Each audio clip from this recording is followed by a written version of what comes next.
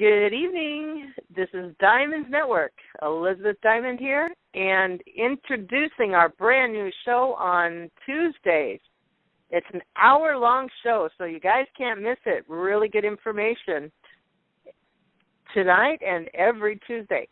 And it's called Voices from the Alternative World. And this is to create beauty in you and help you learn who you really are and run with it. So welcome, everybody, September 15th, 2015.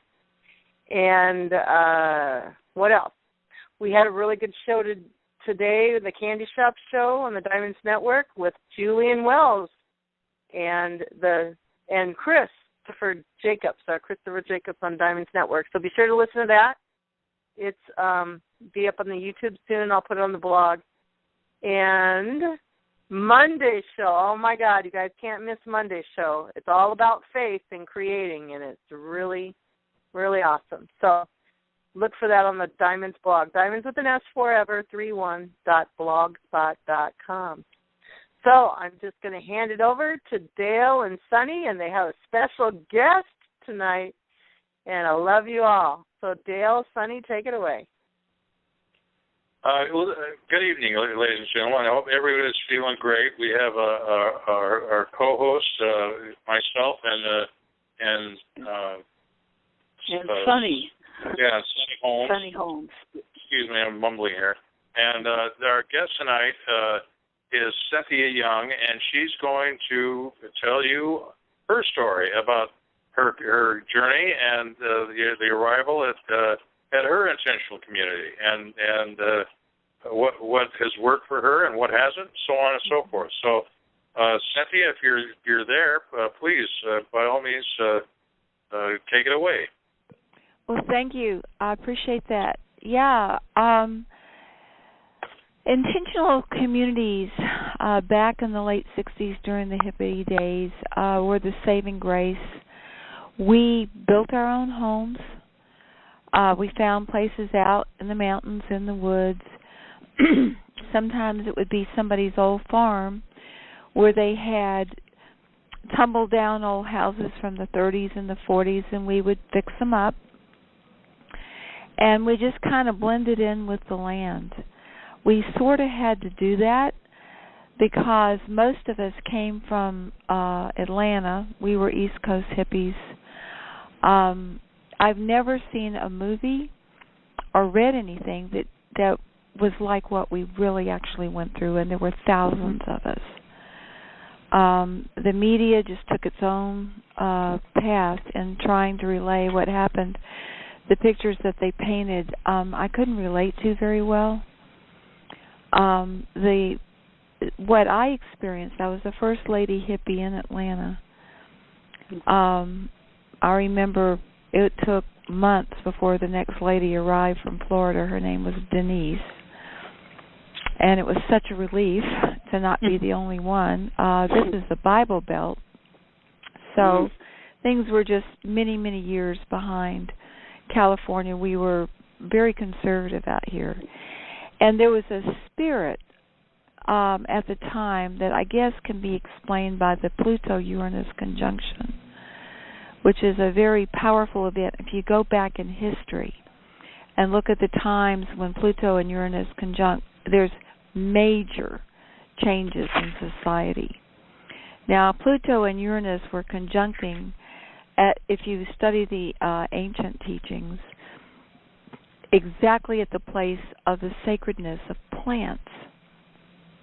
The exact degree that they conjuncted was at the place of the sacredness of plants, and that is, for those of you who want to look it up, is 16 degrees Virgo. And not far away from them in the sky was the asteroid Hygeia, which is healing, and that was at the place of the protection of material possessions. I wanted to just read a paragraph or two of that. You can kind of see the influences we were under.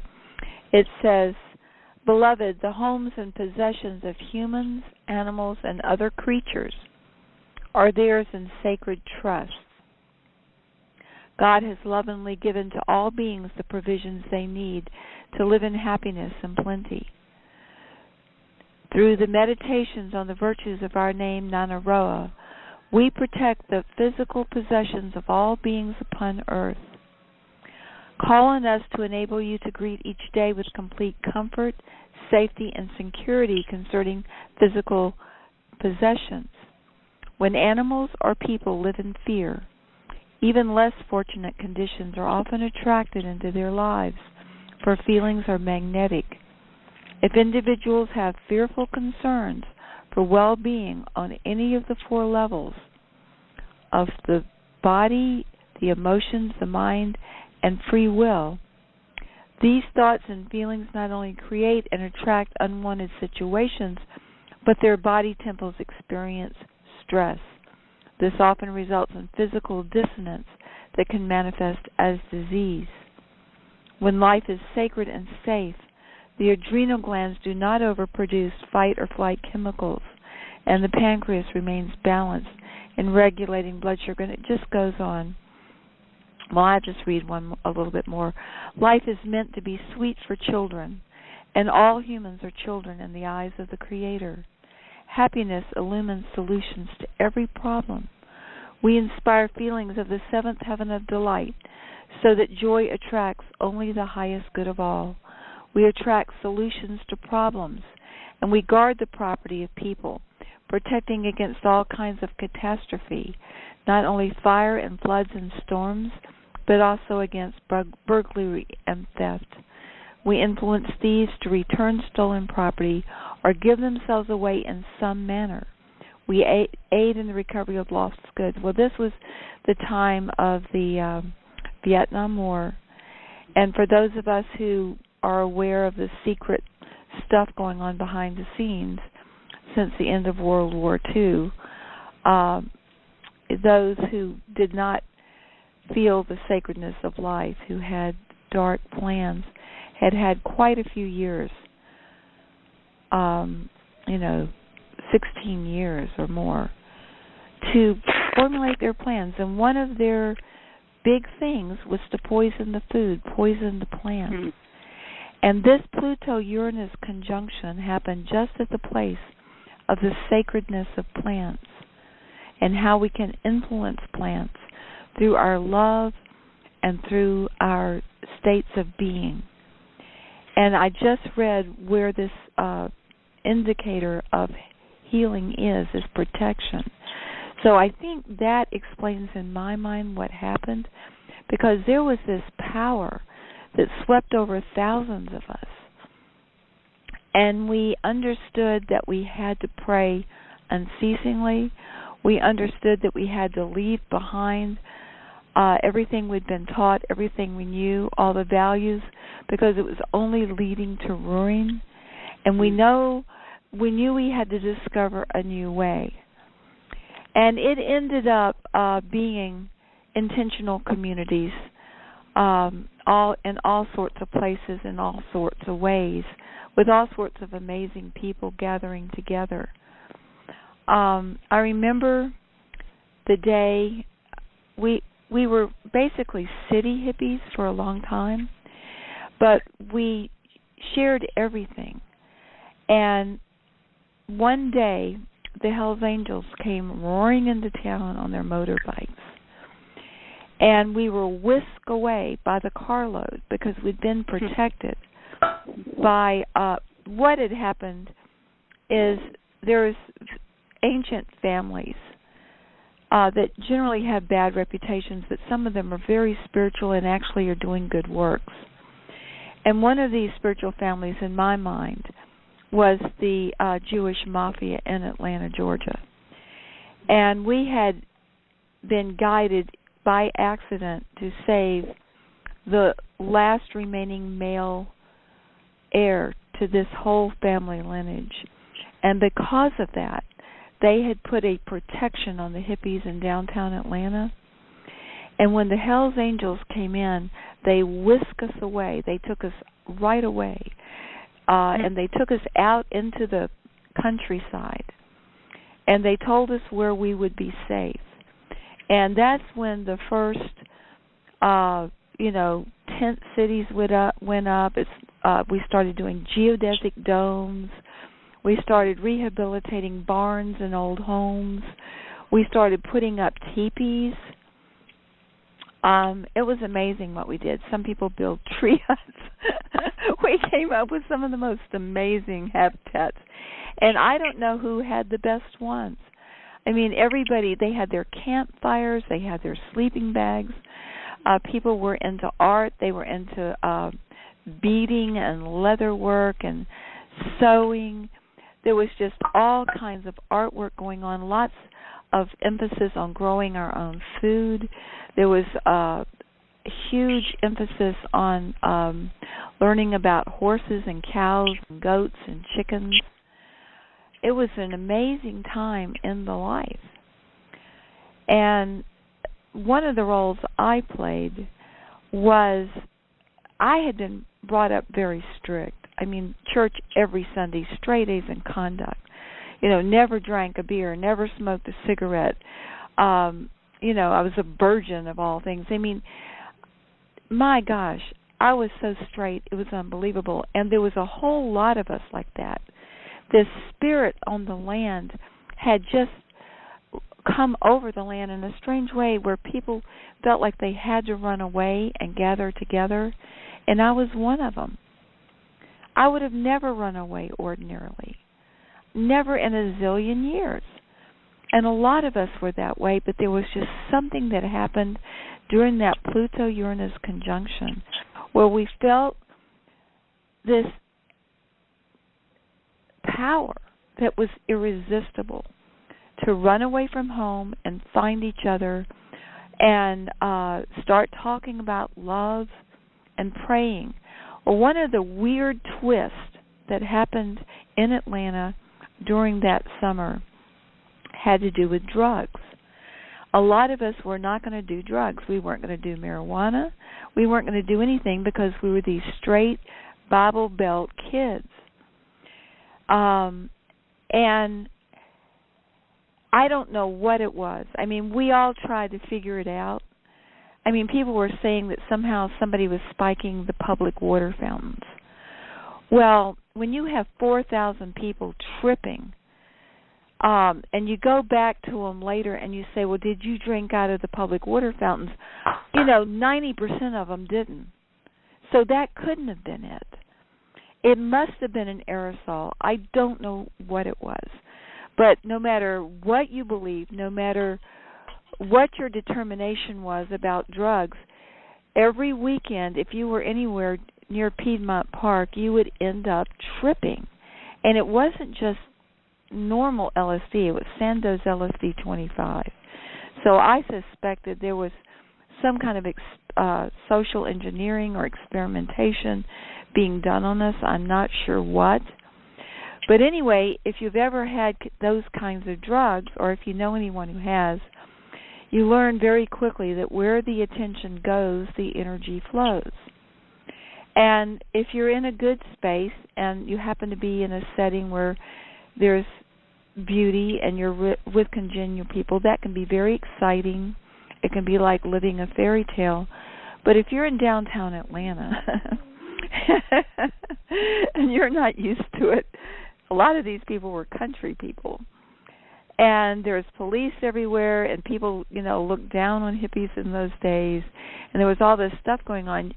The trip can get out of hand and be terrible very, very quickly. And I was a member of a group, had several names. One was called the Rainbow Family. Another name that people referred to us to was the Lighthouse Family. But what we did is every weekend we would go usually down to Piedmont Park, although on 14th Street and 10th Street it would be happening there too.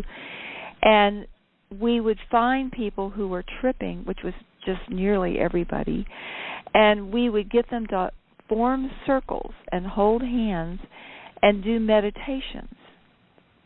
And we had two meditations that we did.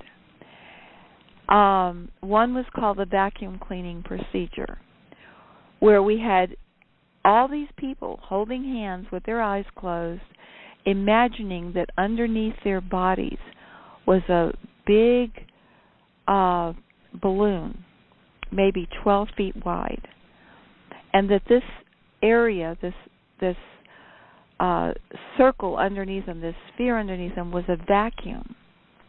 And as you know, vacuums will suck things up. That's what a vacuum cleaner does. And we said, this is a vacuum. Now remember, they're tripping, and we have them let it rise up through the soles of their feet, rise up through their ankles, up their body, sucking everything into it, finally rising up out the top of their head and arcing into the sun. And what that did is it cleansed their auras of all the worry and the fear and the insecurities. A lot of us were like 18, 19, 15, 16 years old, and at that point you're not very mature. And the world is still a strange place. And most of us didn't have any money or resources, so just living one day to the next was one miracle after the next. So this vacuum cleaning procedure took everybody into the sun, basically. And then we would have everybody, and there would be multiples of these circles going on, because we had a whole group of people that's what we did, is get these circles going. It'd only take one of us per circle. So this was going on all over the city with people tripping. The second thing we'd have them do is to call in their Christ I Am self presence. We would have them ask their own divine, because we were all Bible Belt kids. We knew about Jesus, and we knew that he said that all that he did we would do and more. So we called in our Christ I Am selves and asked these selves from the beginning of time and the end of time to come into the present time and merge with our physical, emotional, mental, and spiritual bodies. And then we felt that happening. It was miraculous under LSD 25. So anyway, when we felt that happening, then we clenched it. We asked that the Christ I Am selves of every man, woman, and child on the planet come and be in the present time and merge with the physical, emotional, mental, and spiritual bodies of each person on the planet. And we felt it. We felt it. And there was so much love. It was amazing after we did that. And I remember just block after block. This was before the mafia got us out of Atlanta. This was before that. I remember block after block, city block after city block after city block of these nice homes. You know, people who were responsible citizens who had nice homes, good jobs, nice cars. Block after block after block, there would be music coming from everywhere. People were playing Moody Blues. They were playing the Beatles. They were playing just beautiful music out of every home, even straight homes. And the doors would be open and the windows would be open. And no matter who you were, no matter what you looked like, you could walk into anyone's house and you would be welcomed. And it just seemed like everybody was high. It was amazing. Straight people, professors, you know, people with short hair, long hair, everything going on. Now, at the same time that these planetary configurations was going on, Mars was at 10 degrees Gemini. And 10 degrees Gemini is the place of analogy. And I wanted to read just a bit of 10 degrees Gemini because you'll understand the long hair and the long flowing dresses that the ladies wore. It was something that was a Martian influence of the planets at the time. Let me see, I had it marked. Here it is. This again, I'm reading from the ancient teachings, Kabbalah, which is a common precursor of Islam, Judaism, and Christianity. It's very old teachings. And 10 degrees Gemini is the angels of analogy, and it says, "Beloved, we are similar to the angels of Galima, 8 degrees Gemini. We infuse the mind with wisdom to evaluate all people and beings accurately by shape, color, tone, and all other aspects of outward appearance. The range of effectiveness of any person or being is clearly known through the laws of analogy, as above, so below. The state of being, will, mind, emotions, and form is reflected in the details of appearance and the energy vibration of all beings. And I won't continue reading that. It gives you an idea. And remembering that we were being altered by these drugs, whether we wanted to take them or not, they were just everywhere. And so we were going in these high altered states of consciousness. We were doing the vacuum cleaning process. We were calling in the Christ I am self of everybody. Pluto and Uranus were conjuncting, and Mars was at this place of analogy. And I'll tell you what, if you've ever been around people with their natural hair covering, their natural body hair covering, as opposed to people who cut it off, and you take those kinds of drugs, it becomes very clear, very quickly, who you really want to hang out with. Because people who mess with nature, who mess with the natural configuration of the human body, which has evolved over millions of years, they're literally messing with God, because nature is God's handiwork.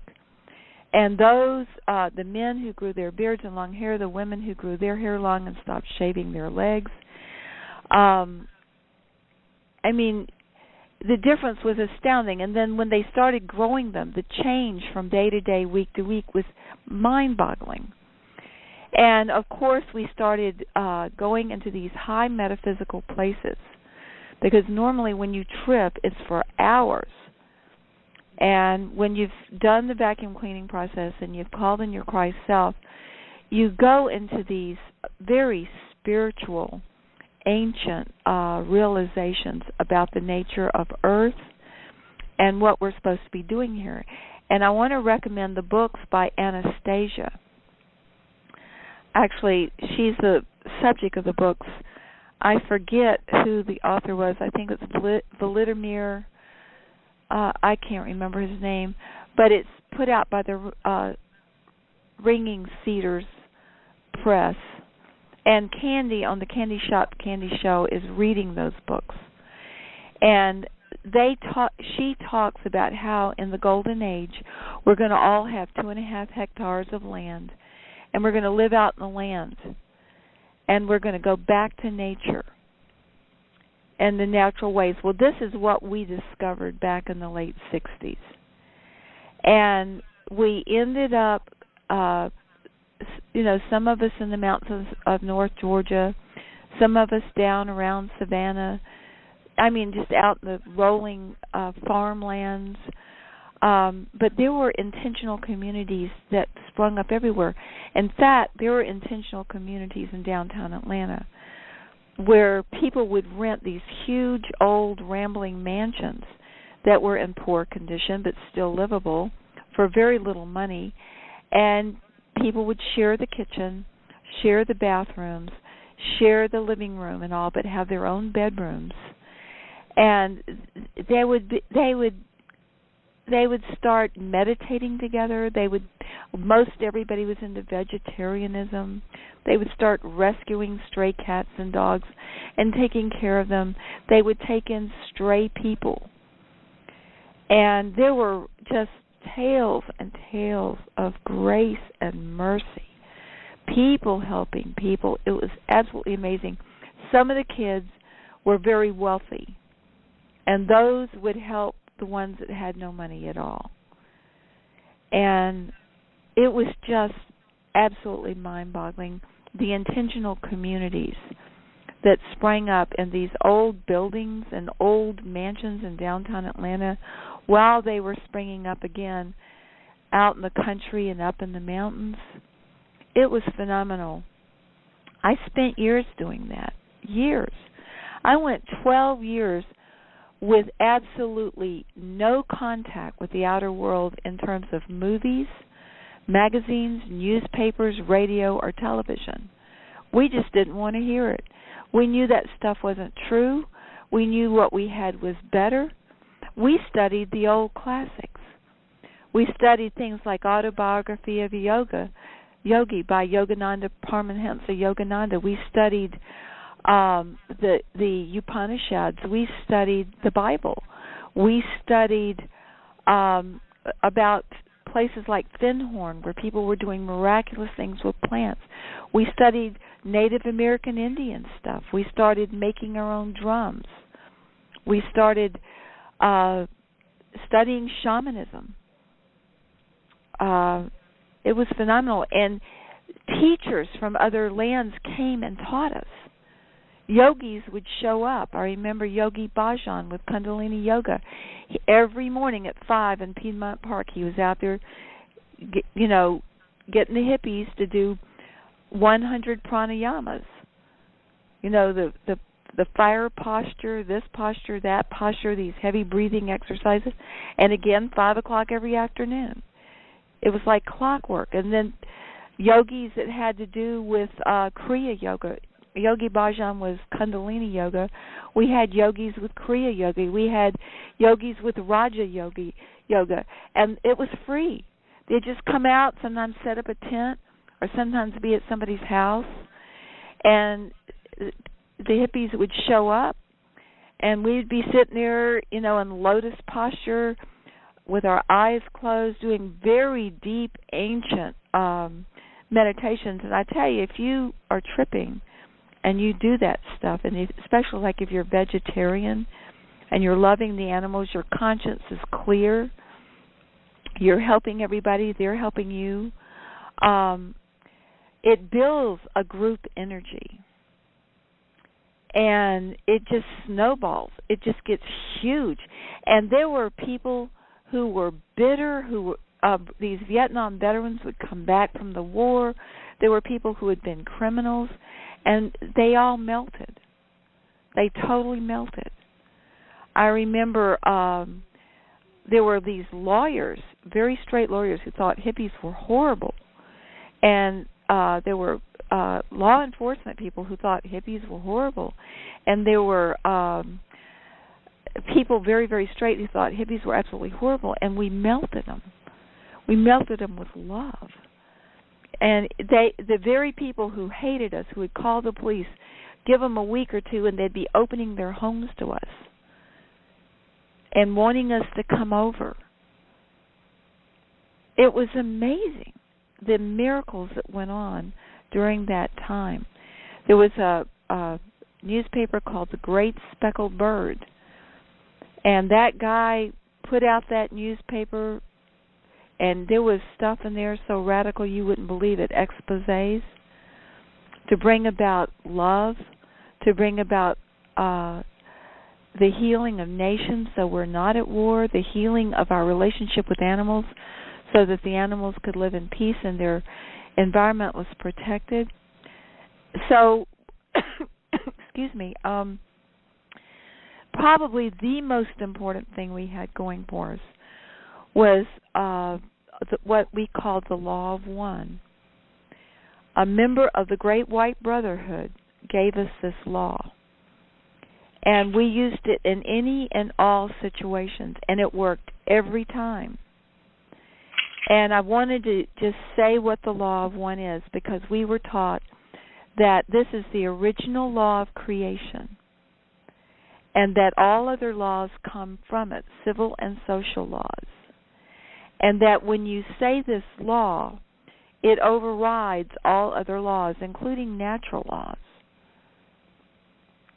And whenever we were frightened, whenever we had to take in a new runaway that had been, traumatized terribly, or a combat veteran from Nam who, was suicidal and, had barely made it out, most of his buddies hadn't, we would use the Law of One, and we would teach them the Law of One, and it goes like this. We are all one. When one is harmed, all are harmed. When one is helped, all are helped. Therefore, in the name of who I am, and I am one with all there is. I ask that only the highest good of all concerned happen, and I give thanks that this is done, so be it. Now, I believe Mira's on the line, and if you are, Mira, in a minute I'm going to ask you to share about the rainbow gatherings, because we had pop festivals. I mean, we had pop festival after pop festival after pop festivals, you know, where these bands would come in and set up on a stage, and thousands of people would come. And there was this huge thing called the Rainbow Family Gathering, which would be out in the woods where thousands of people would go camp out for a week or two and have community kitchens. And it was just absolutely amazing. And Mayor, if you're here, could you share with us a typical experience of a rainbow gathering?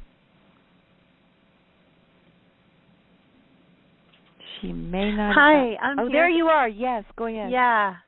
Oh, the rainbow gathering. Well, I believe the original one started, was it 1970?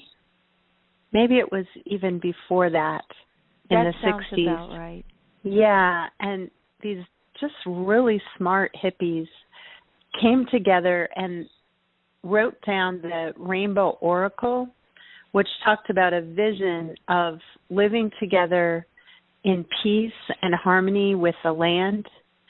And the vision was that they would live out this experience and go back to their lives, because some of them had responsibilities and things they had to go and do, and they wanted to share it with everyone.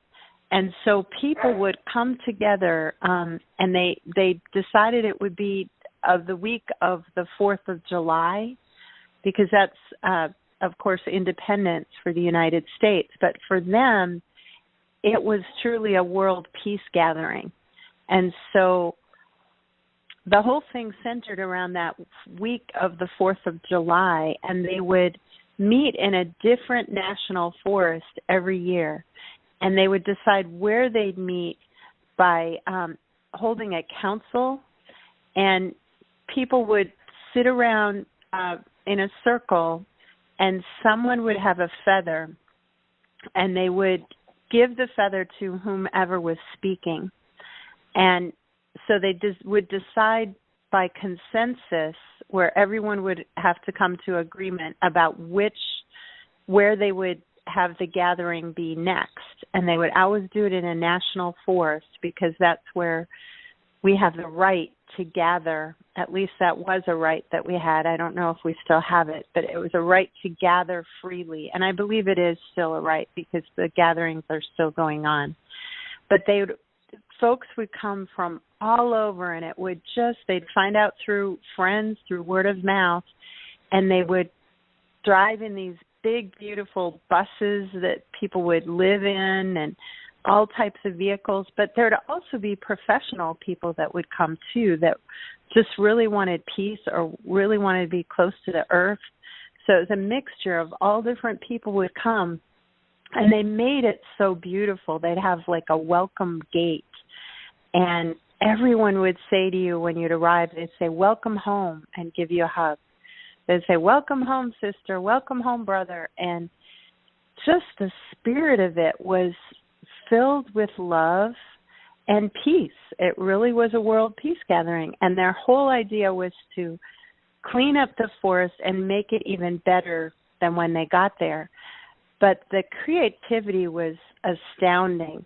They would build big stages in the middle of a national forest, and where they were so creative that they put on shows and have musicians do talent shows. But you could hear musicians in the forest throughout any time of day or night, just gathering together and playing music. And then they'd build these phenomenal kitchens in the middle of the forest, in these ovens, and they'd name them things like Love in Ovens, where they'd make cinnamon rolls, and they'd have tea huts, and everything was free. all the food was free. People shipped it in from their organic farms. There are a whole lot of people that when they had something, they just saved it to give to the gathering. And it became a way that people could see each other, because they often would, as the years went by, have to go back to their life, but then they'd come back together in the national forest and have this World Peace Gathering. And on the 4th of July, they are silent all morning, and the children, there's all these different camps that people gather in this forest, and one of the camps is called Kitty Village, and it's where people with children often gravitate and put up their tent, and they'll build a big kitchen there. But they'll also build things like rope tires to swing on and creative things for kids to play on, and things that they'll disassemble and totally take away after the week. But on the 4th of July, the kids would all dress up and put on ribbons and just different things that kids like to do, and they'd form a parade. And when the kids got through the parade, it would go all the way to the main circle, a big meadow where people would gather. And when they'd everyone would follow the children out into the meadow, and they'd come out into the meadow still silent, because they were silent all morning, except for the kids sometimes can't be silent, but everybody else was. And they form a big, huge circle in the meadow where everyone would hold hands. Everyone there held hands. And you'd have old people, young people, of all nationalities, some dressed fully, some not. Most people, of course, were, but some weren't. But and they would ohm. And at high noon on the 4th of July, this resounding ohm would happen, where everyone ohmed in a circle holding hands for world peace. And it was the most beautiful thing. And then after that, people would break out playing music and celebrating, and it was just like a cacophony of sounds and just wonderment. But the thing that impacted me the most about it was the kindness and the welcoming hearts of people, and the magic. Just seemed like you'd go from one situation to the next, and it was just more astounding. Just the people that you meet and the creativity that was there and the love. So it really does in many ways remind me of heaven on earth, because people shared, they were kind to each other, they welcomed each other, and all of a sudden you felt like you were a child again. You're just happy. So that's what I know of the Rainbow Gathering, but I just think it's pretty amazing. Thank you, Mary. That sounds great. Cynthia, can I add something? Yes, absolutely, yes. Of course, the Rainbow Gatherings have continued every year, and this year they were in South Dakota in cooperation with the Native Indians up there. Beautiful. That's beautiful, with the Lakota Indians there. Yes, and so some of the original ones have just gotten too old, but to continue leading. But they're still going strong, and it's all over the internet and lots of YouTube videos of what they do. And they still have the silent mornings on July 4th. And then there are regional groups and international rainbow gatherings. And when I can't get there, Lance and I, we try to have a silent morning on the 4th of July in connection, with the rainbow people. That's nice. Lance is saying he liked the yoga meadow the most. More often than I have. Gail, could I add? Yeah, it's wonderful to hear that to know that tradition has continued all these years. Even though I just want to say this call, in my opinion, is the very, very, very, very, very, very best call on the Diamond Network. Oh, my God, we have to hear more of this, you guys. We have to hear more of this. Very wonderful, yes. Wonderful. Because, you were saying it encourages what time we're in now. We're in the same time, and this gives us a brighter and bigger and clearer vision. It surely does me. I'm going to butt out here, but that's what they read, what you talked about, Mayor and Cynthia.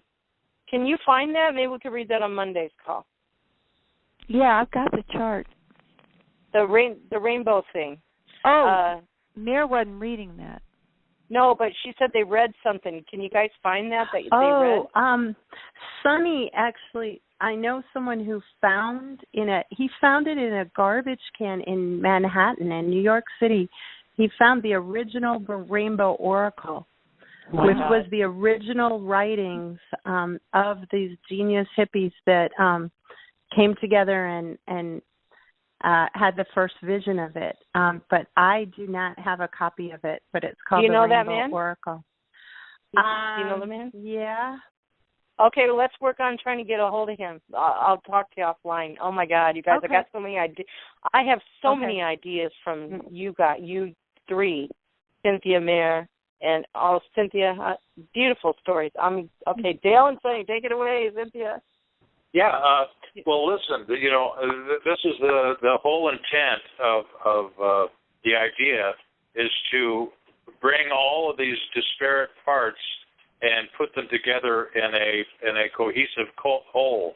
And I think the theme of the last few shows has been it's been real like a meet and greet and get to know each other. And I was going to suggest that next week I relate my story, and it's somewhat different. It's a somewhat different path, but it's all part of the one, And so I'm going to next week I'm going to start at the end, and it's going to be.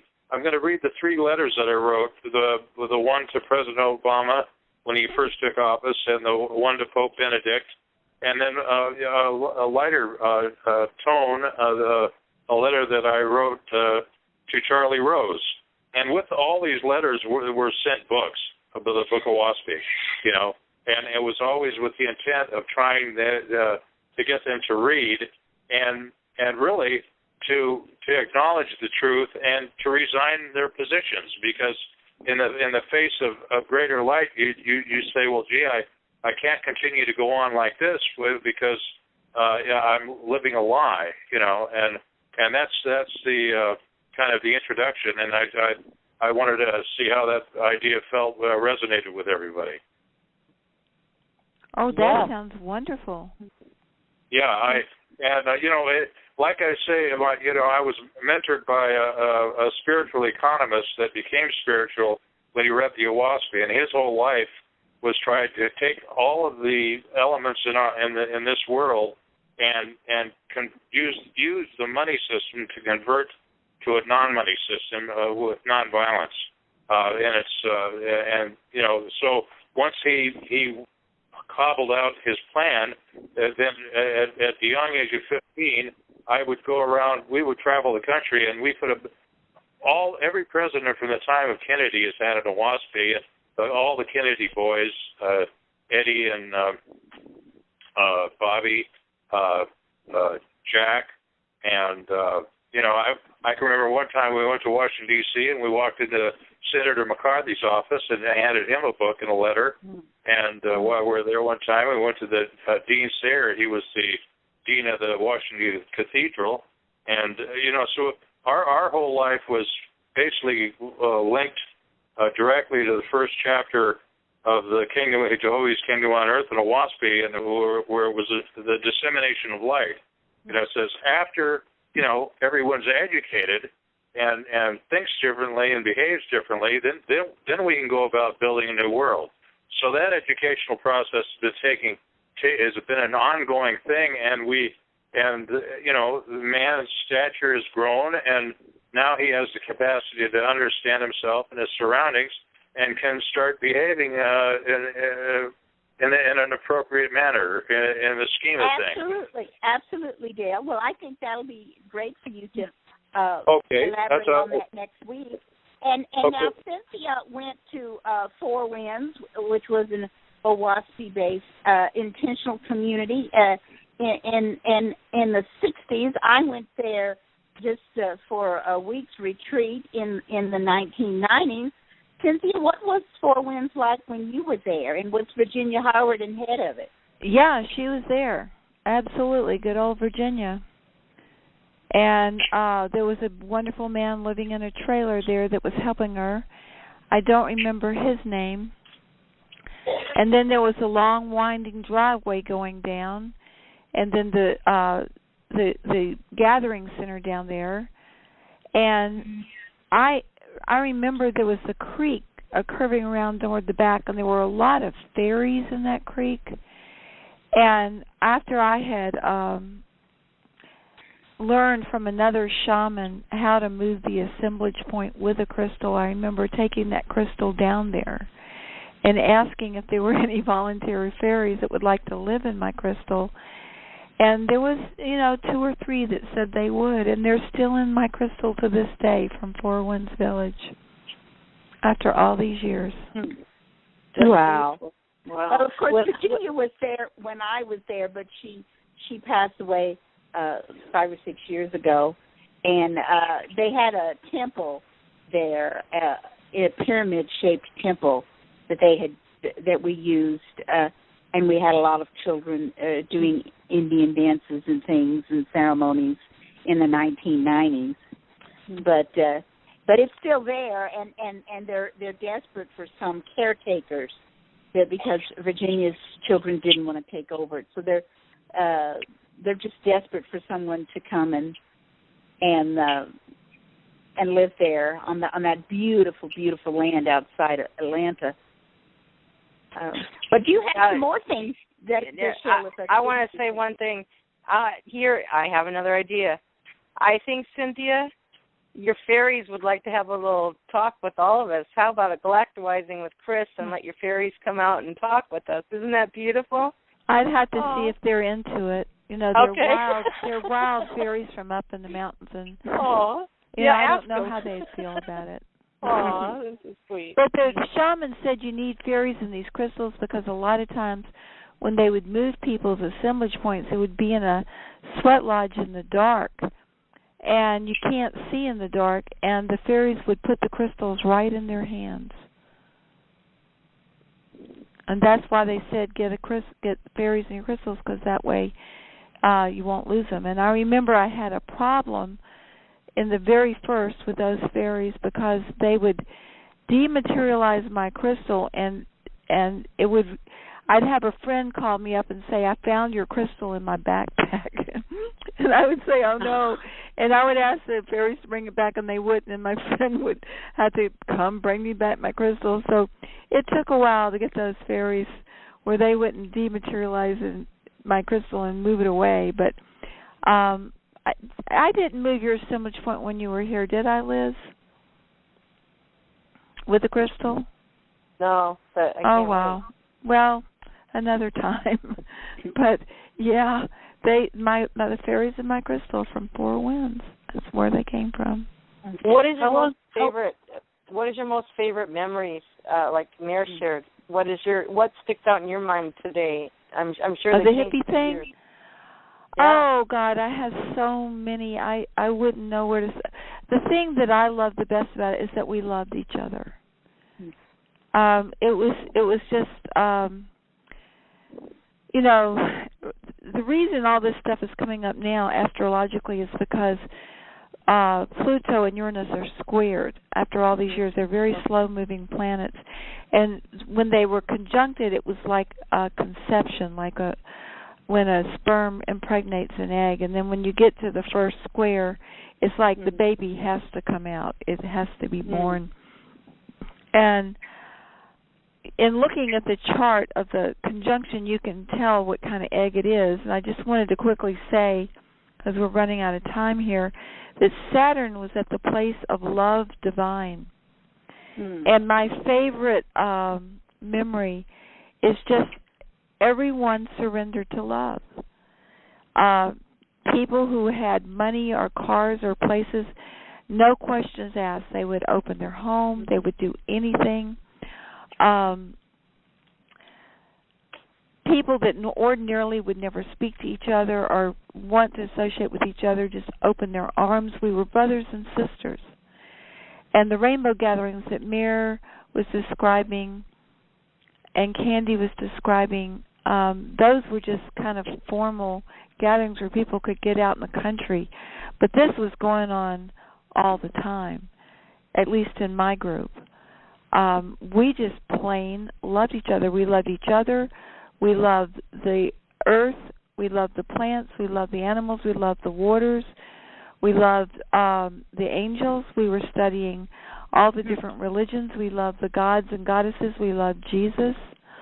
We loved, we just loved. We loved so hard.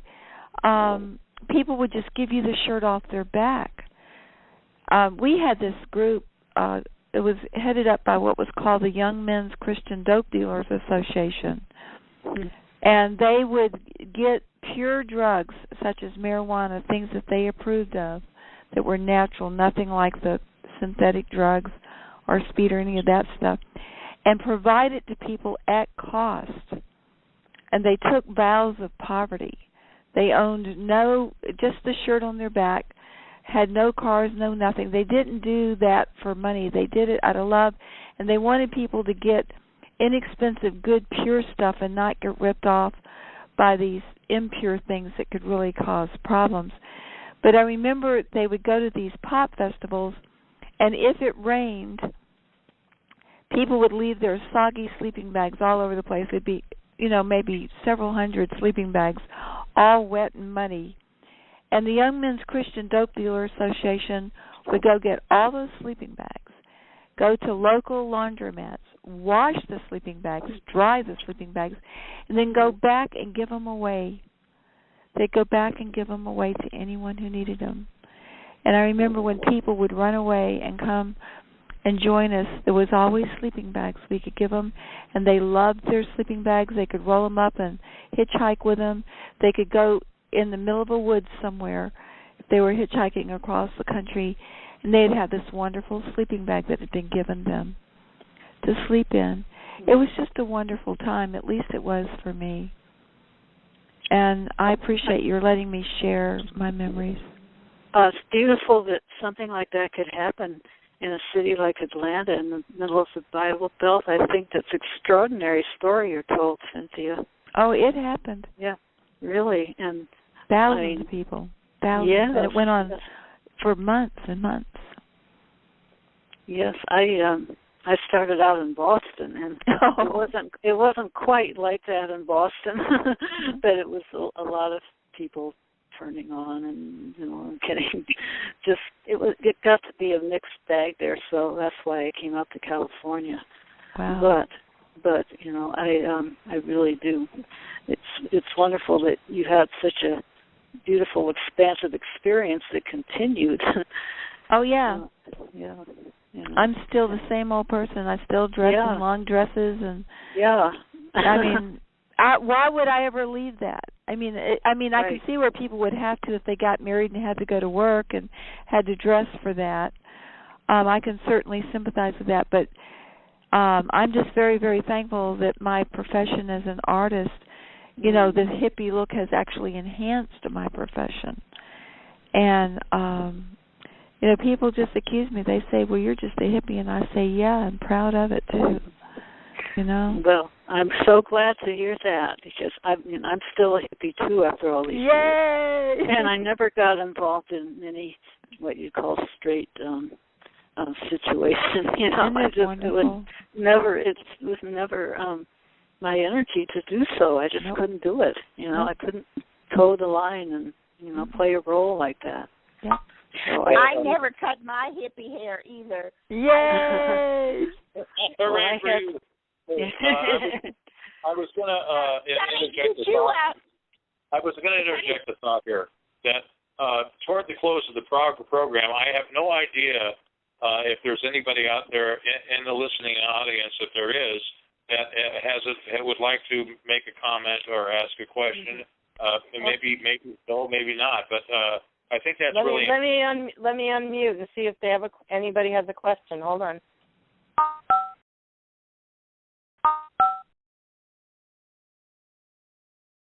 Okay, anybody else that's listening, *6 to ask a question. Go ahead if you want. Or anybody. Sonny, did you meet Joan Baez in Boston? Who, me? Yeah. No, I didn't meet her, but I did meet Simon and Garfunkel.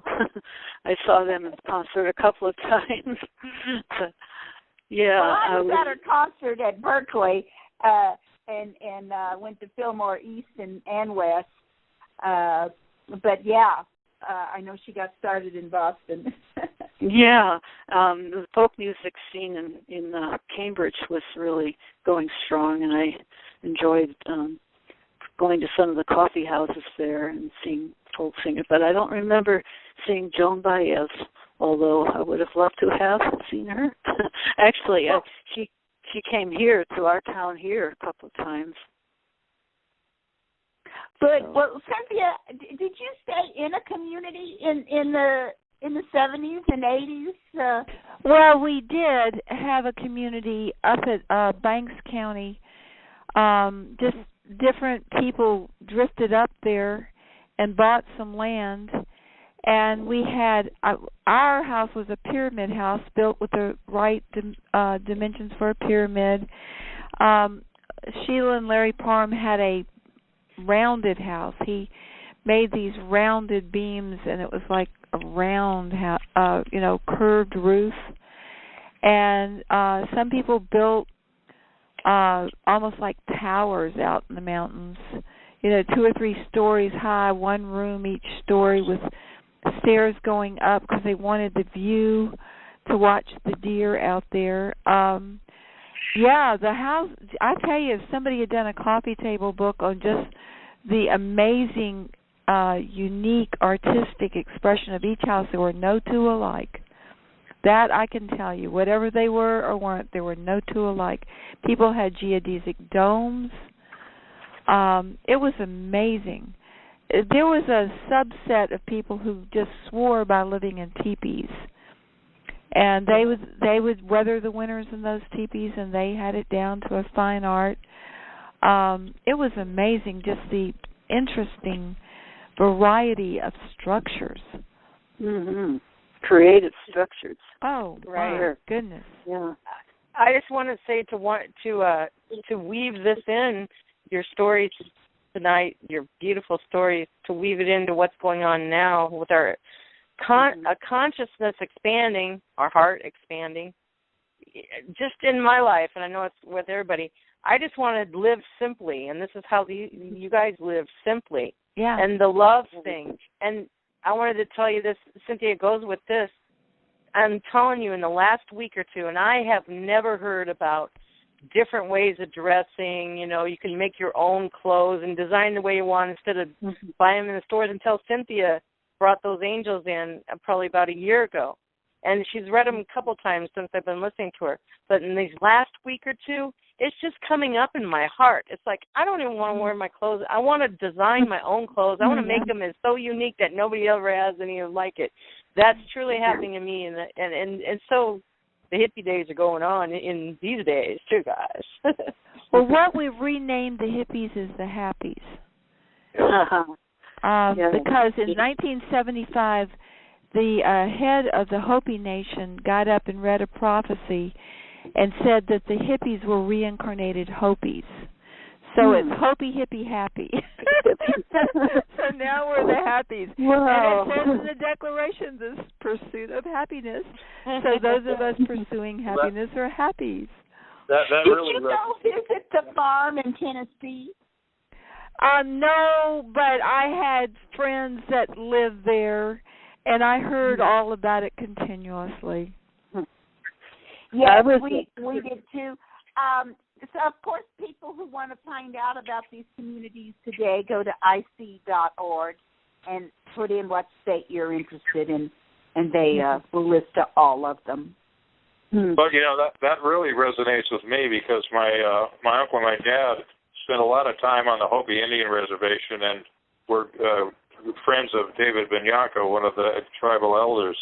And that is really in their one of the things that in their spirit guides.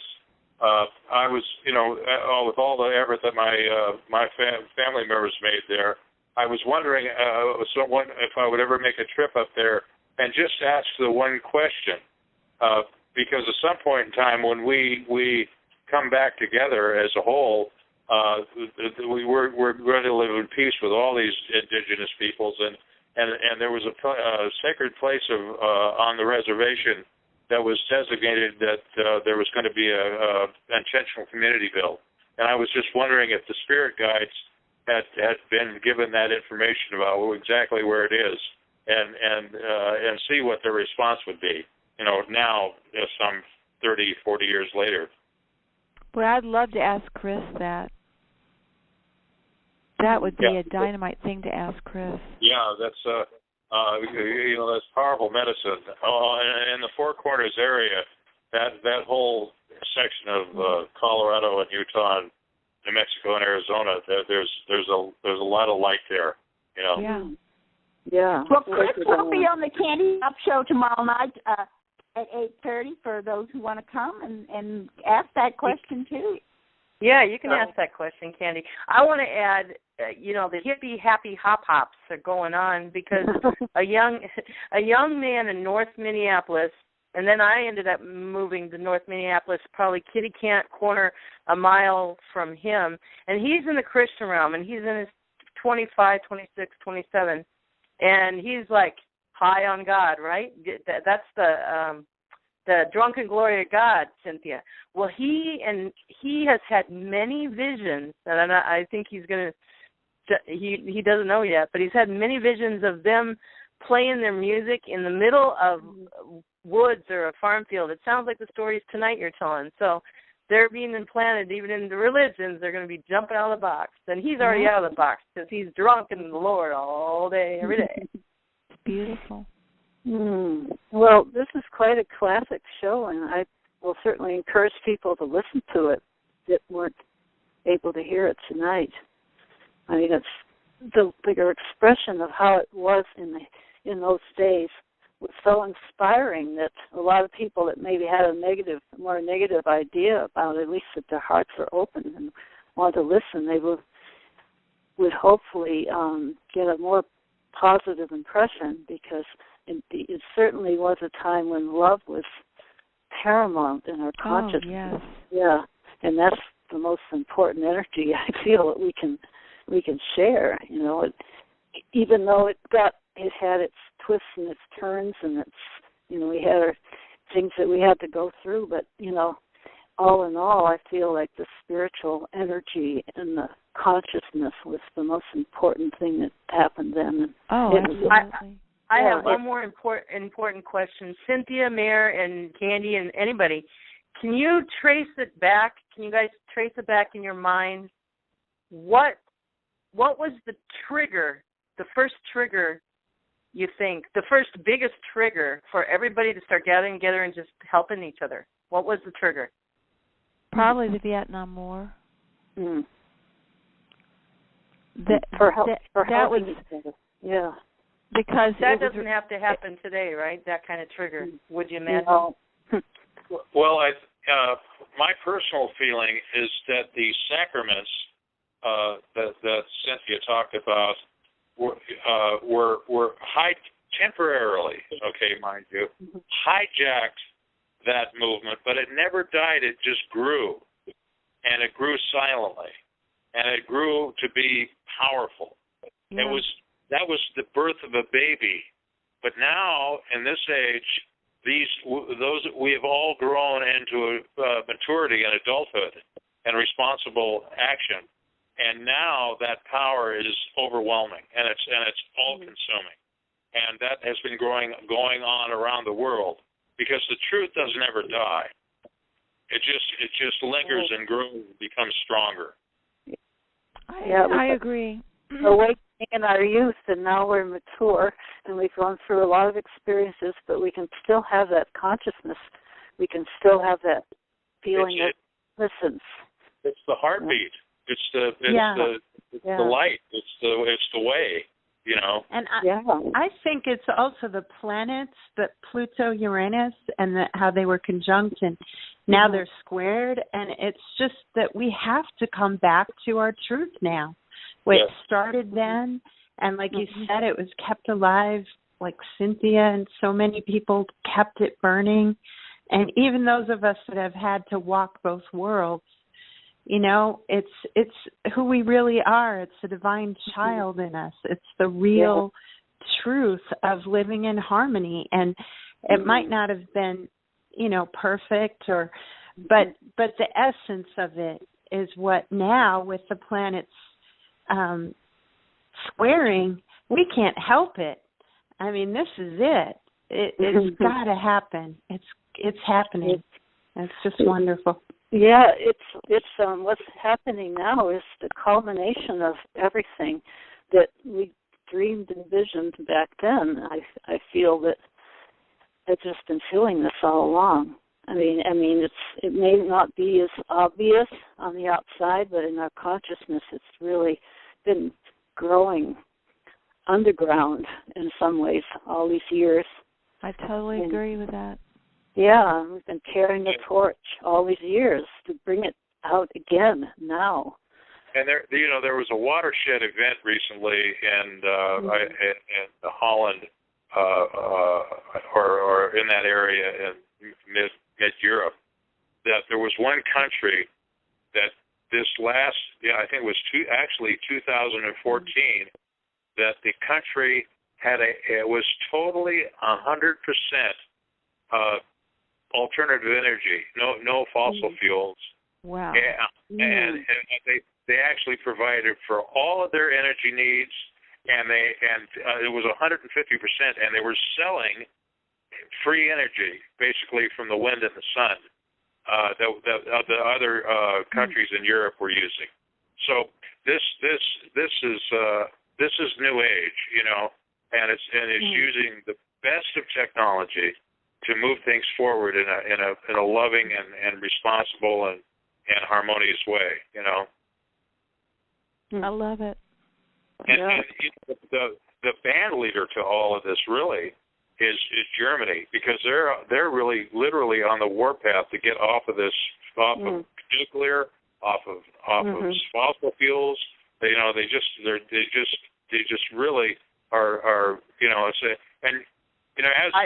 I totally agree with Russia, because I just want to let everybody know, keep your eyes and ears open, because just yesterday, laying on my bed, I heard one of my guides say, look to Russia. I don't know why. Look to Russia. Look to Russia. To Russia. So everybody look to Russia and let me know the news. We'll bring it on to the shows, you know. You know, oddly enough, the relationship, the adversarial relationship that we've had in the wars, Germany was responsible for, the killing all those Russians and destroying their country. But oddly enough, as things grew, they were also the first one to back the Russian bonds. So the relationship between Germany and Russia is very close. You know, even though the wall came down, that influence of the Eastern Bloc nations and Germany and the relationship they had to Russia, it's been a cohesive event. The countries come back together, but also the continent. You know, we get a very, very jaded view of what's happening over there, and the reality is you know, it's good for my way of thinking. You know, it's good for the world. So the fact that you're getting messages, and here's another little kicker in the Owaspy, it clearly says that the infidels and the unbelievers are actually in the vanguard, you know, of this change. because they don't have the stigma of the religious dogma holding them back, you know, and really in essence we are talking about justice and a workers' paradise, but how we're accomplishing this is with nonviolence, you know, and that's the beauty. Yeah. And it's wonderful what Cynthia has shared and what experience we had in the 60s as a model for what the star beings are going to bring to us when we have a world of sharing and barter and no money, and we have these creative, beautiful homes and clothes and friendships and love. It's great, and the war was a catalyst, but also the love songs that folks like the Beatles did. You know, they were involved in politics. It was the love song. The word love so much. I wanted to mention how important the music was and still is.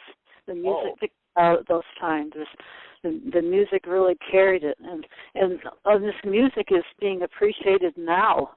Young people, of course, are listening to the Beatles and so many of the other groups that were popular back then that spoke of the positive love vibe, you know. The John Lennon song "Imagine" is just huge. Oh yeah, huge. It lives till today. People just love that song, and so much that George Harrison did also. So spiritual, you know, spiritual consciousness in his songs. Well, I'm gonna buy everybody on the Diamonds Network a record player for Christmas. Okay. All those nice albums. How's that? An old, a vinyl record player. Yeah, I still have lots of vinyl records, as well as tapes and CDs. Yeah. Well, we've run over tonight. Yeah. Well, a lot. Dale and Sonny, wrap it up. How's that? And that, I love these stories. We need more of them, man. I'm craving more already. Thanks. Love you guys. Yeah, those stories are very inspiring, and it will help bring people. That's the idea, to bring people on from the greater world and convey their ideas and share their ideas and experiences, and what it does is it really does bring us all together. You know, and it was with a common understanding, so we can be. Well, I see a vision of people holding hands in a circle all over the planet, and just radiating love, encircling the planet in this big rainbow. And it just came to me. And one world, one humanity, all of that, all the animals. And I love what Cynthia's been saying about the animals being healed, because that's so important that people appreciate our animal brothers and sisters and all other living things. We're all one in this life force, and we should not be using nature for our own gratification and abusing them, but just living cooperatively with all these wonderful forms of life. And I remember how Anastasia had such a beautiful relationship with the animals around her. Speaking of that, Candy, you want to give everybody a heads up on your show tomorrow and give the number too? Is she still on? Okay. Christopher has freed his calendar, so he's going to be with us both this Wednesday and next Wednesday. And then I'm going to be with Elizabeth on Thursday night on this phone call, and think everybody here knows the call. And for those listening in the future, I did blog your phone number today, September 15th, 2015, so you guys can look it on the blog, Candy's number. And I'm going to put a link on the blog for your number too, Candy. Remind me. Okay. And we start an hour later than this show did tonight. But I really enjoyed it. Thank you, Dale and Sunny and Cynthia. Thank you guys. Thank you, everyone. Thank you, Cynthia. And thank you all. This felt like home. Yeah, it's beautiful. Beautiful sharing. Dale, you want to end it up? Yeah, well, this is the conclusion of our program tonight, and please, looking forward to next week and conveying my experiences with from the 60s forward. And thank you for joining us, and we'll see you next Tuesday. And you know, I'm a great one for a philosopher's quote. I love philosophy, and this is what I will leave the group with tonight.